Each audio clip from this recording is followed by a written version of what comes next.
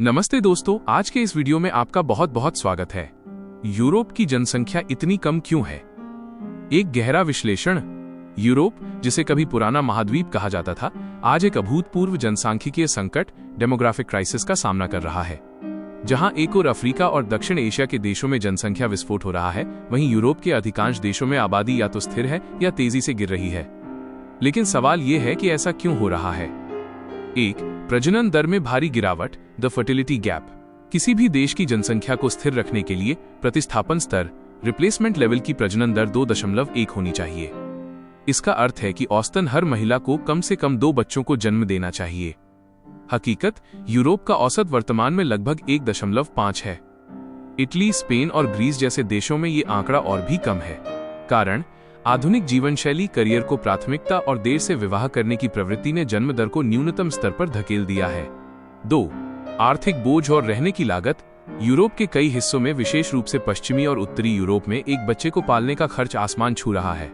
आवास संकट। London, Paris और बर्लिन जैसे शहरों में घर खरीदना या किराए पर लेना युवाओं के लिए एक सपना बन गया है।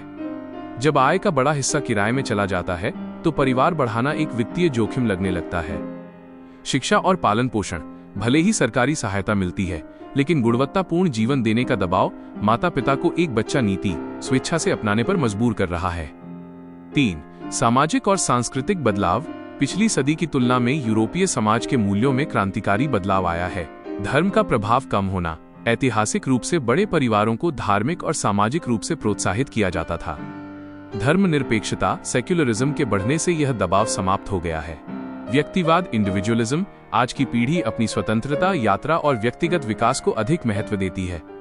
चाइल्ड फ्री रहने का विकल्प अब सामाजिक रूप से स्वीकार्य और लोकप्रिय हो रहा है। 4, कार्य जीवन संतुलन, वर्क लाइफ बैलेंस की चुनौती। यद्यपि यूरोप में दुनिया के सबसे अच्छे श्रम कानून हैं, फिर भी महिलाओं के लिए करियर और मातृत्व के बीच संतुलन बनाना कठिन है। मदरहुड पेनल्टी के डर से कई महिलाएं गर्भधारण में देरी करती हैं, जिससे अंततः जैविक कारणों से बच्चों की संख्या कम हो जाती है।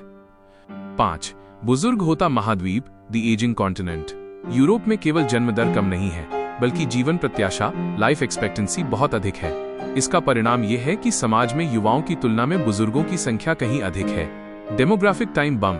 काम करने वाली आबादी, टैक्स पेयर्स कम हो रही है और पेंशन पर निर्भर बुजुर्गों की संख्या बढ़ रही है। इससे अर्थव्यवस्था पर भारी दबाव पड़ता है, जो अंततः विकास को धीमा कर देता है। 6, पूर्वी यूरोप का ब्रेन ड्रेन और पलायन। पूर्वी यूरोपीय देशों जैसे बुल्गारिया, रोमानिया और लातविया के लिए समस्या दोगुनी है। यहाँ न केवल जन्म दर कम है, बल्कि यहाँ के युवा बेहतर अवसरों की तलाश में पश्चिमी यूरोप, जर्मनी, यूके चले जाते हैं। परिणाम, कुछ गांव पूरी तरह से खाली हो चुके हैं, जहां केवल वृद्ध लोग ही बचे हैं। 7, क्या आव्रजन इमिग्रेशन समाधान है? यूरोप ने अपनी जनसंख्या की कमी को पूरा करने के लिए प्रवासन का सहारा लिया है। हालांकि ये एक विवादास्पद मुद्दा बन गया है। सांस्कृतिक संघर्ष। बड़े पैमाने पर प्रवासन ने कई देशों में राजनीतिक अस्थिरता और दक्षिणपंथी विचारधारा को जन्म दिया है। लोग अपनी सांस्कृतिक पहचान खोने के डर से प्रवासन का विरोध कर रहे हैं। निष्कर्ष, भविष्य क्या है? यूरोप की कम जनसंख्या केवल एक संख्या नहीं है, बल्कि ये एक गहरी सामाजिक और आर्थिक चुनौती है। यदि यह चलन जारी रहा, तो यूरोप की वैश्विक शक्ति कम हो सकती है और उसकी सामाजिक सुरक्षा प्रणाली, सोशल सिक्योरिटी सिस्टम ध्वस्त हो सकती है। सरकारें अब बेबी बोनस और बेहतर पितृत्व अवकाश, पैटर्निटी लीव जैसे प्रोत्साहन दे रही हैं, लेकिन क्या ये मानसिकता बदलने के लिए पर्याप्त होगा?